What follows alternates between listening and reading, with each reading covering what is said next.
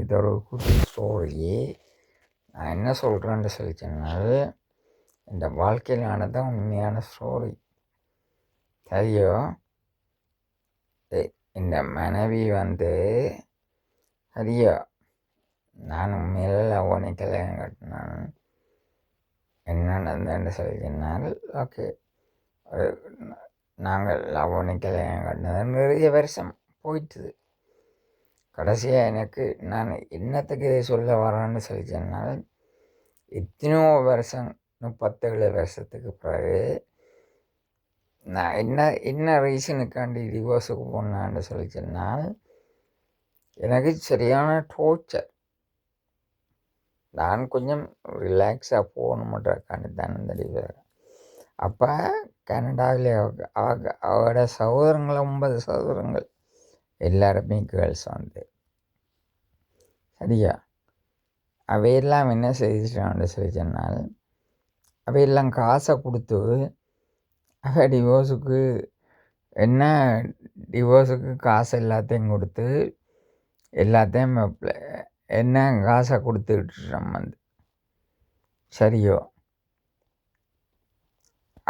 அப்போ என்ன நடந்தேன்னு சொல்லிச்சுன்னா, கடைசியாக நான் என்னட்ட இருந்த சொத்து 2 வீடு எல்லாத்தையும் நான் கொடுத்து விட்டுட்டேன் அப்போ நான் இந்த வைஃபட்டை கேட்டேன், கடைசியாக யோசி அம்மா, டிவோர்ஸுக்கு நீ ரெடியோன்னு சொல்லி. அவள் சொன்னால் ஓகே.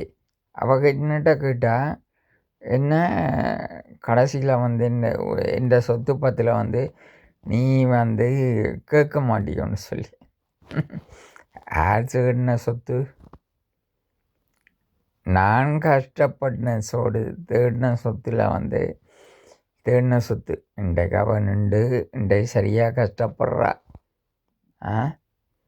இன்றைக்கு நான் தான் அவளுக்கு இன்றைக்கு எல்லா வழியிலையும் ஹெல்ப் பண்ணி கொண்டிருக்கிறேன். இதுதான் உலகம். சரியோ, என்னை பற்றி தெரியணும்னு சொல்லிச்சுன்னா ஓகே, நான் ஏதாவது ஒரு வழியில் நான் வழியில் வாரேன், தெரிஞ்சு கொள்ளுங்கோ.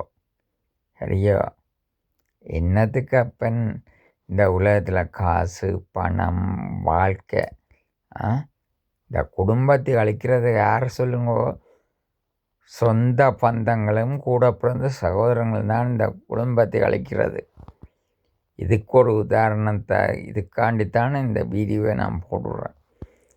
இந்த சகோதரங்கள் இருக்குல்லோ, அதுகளை ஒரு நாசமாக போன நாள்